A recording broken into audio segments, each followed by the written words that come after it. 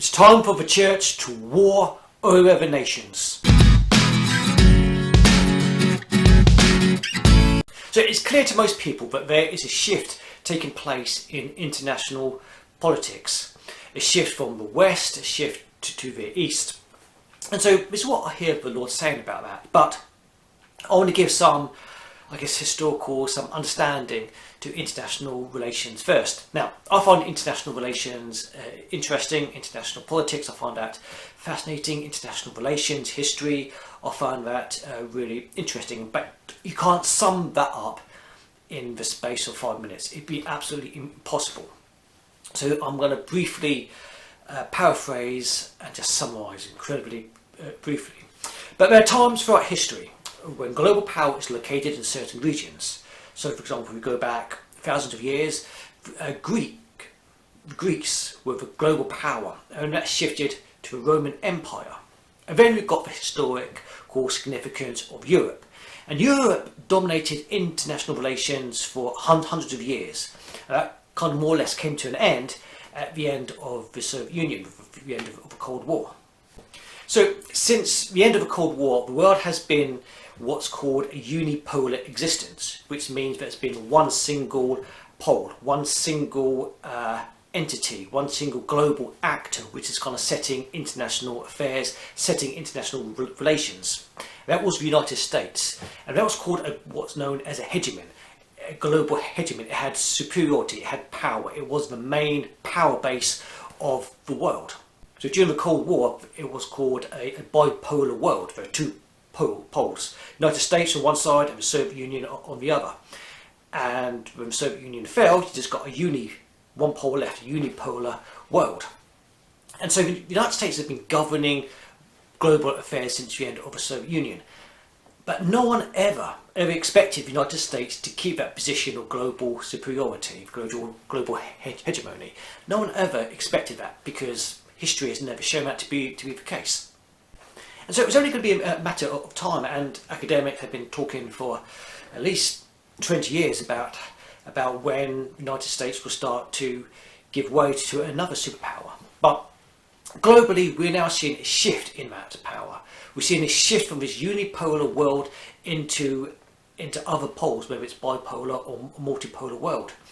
Now, when this shift takes place, it causes political instability. So think of, for example, Europe before World War I. There's a number of European powers all in competition with one another, all seeking their own survival through strength of arms. So there's a shift in global power away from the United States. And this, by very nature of the shift away, causes international instability, just by its very nature. Now, all this is fascinating, especially if, like me, you're kind of interested in history and international relations. But what is God actually saying about that? Well, there is an earthly reflection of a spiritual battle. China is morphing into global power to rival the United States. Russia is attempting to assert itself for its own survival as a global player in the world stage. Now, there's lots of reasons why Russia is doing that, but for us, for Christians, it is important to know that there's a demonic power behind the global shift. So through China, Russia is seeking to gain more global power. And between Russia and China, there is like a pulling, there's like a magnet, a magnetization of those two countries coming together, China and Russia coming together. And as these nations kind of magnetize toward one another, it's going to pull other nations into their club. For example, I feel that India is going to be a nation that's going to come into their club. Iran is part of their club. North Korea is part of their club, like an alliance, a magnetization. But what this magnetization is, the spirit behind it is a demonic pact, a demonic power, and it wants to have a demonic pact between China, Russia, Iran, North Korea, and also I feel India, pulling other nations into this alliance. And this alliance will become like a magnet or a force of gravity, pulling other nations into their control.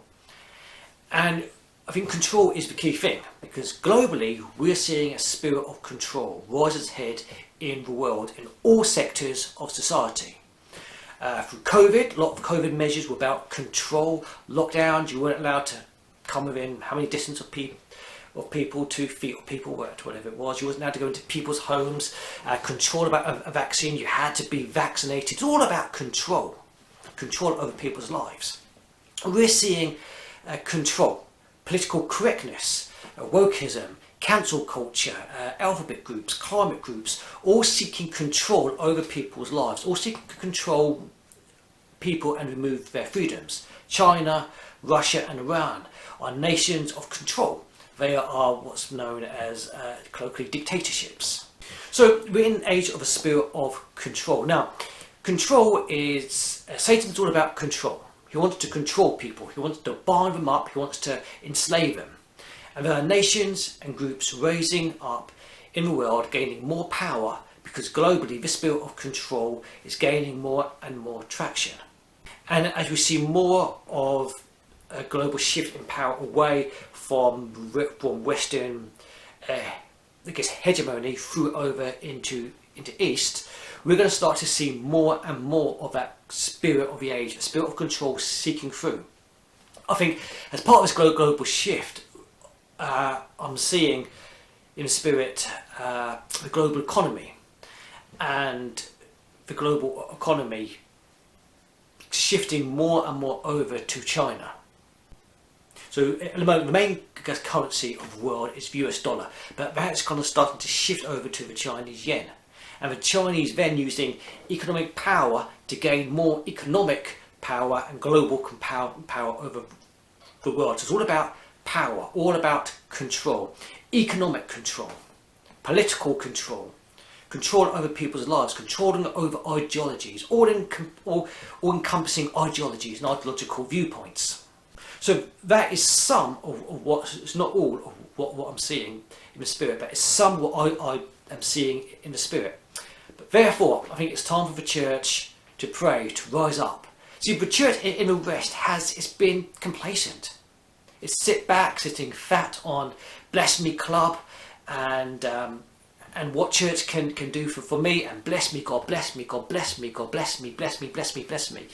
But it's time to get away from that and for the church to stand up, because there's shifting and changing in global power taking place, and it's moving away from biblical values, replacing them with values of control. And it's time for the church therefore to stand up and to pray, to stand up and start warring in prayer and intercession over the nations of the world and into the spirit of the age.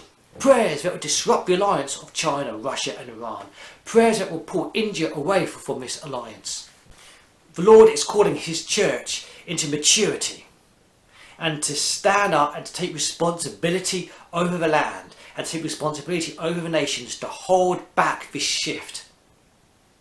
So the full ferocity of what Satan wants to come onto the earth is held back by the prayers of the church. No longer can the church sit back and say, bless me, bless me, bless me. We didn't have a blessed time this morning. It's time for the church to start standing up and taking responsibility. It's time for the church to start to roar like the Lion of Judah, and for the Lion of Judah to start roaring out over the land, roaring out over the nations of the earth. I'm going to turn and look at my notes a second because I'm going to read some scriptures. But it says in Psalms 2, 8-9, ask of me, and I will make the nations your inheritance, the ends of the earth your possession, and you will break them with a rod of iron, and you will dash them to pieces like pottery. It's our responsibility. It's our responsibility as a praying church to stand up and start releasing prophetic decrees, start proclaiming the word of God over the nations of the earth. 2 Thessalonians 2:7, for the secret power of lawlessness is already at work, but the one who now holds it back will continue to do so until he's taken out of the way. The prayers of the church can hold back the spirit of the age. It's time for the church to stand and to roar, the ferocity of the Lion of Judah, roaring over the nations, roaring over the earth. It's time for the church to start to growing into maturity and start to understand the church's role, the church's place in global affairs and global events. that the church has a voice in international politics. The church has a voice in the affairs of the world, to stand up and make the nations of the earth your inheritance, to declare what's on earth, what's in heaven, released out into the earth. So there's not a magnetisation of certain countries come together like China and Russia, but a demagnetisation of those two nations to disrupt the plans of the enemy. The enemy wants to bring control. It's time for the church to release freedom. And so this is kind of some of what I believe that the Lord is saying at the moment about global shifts. Not all of it, but it's some of it. And if you found this helpful, then please subscribe, and I will talk to you a little bit later.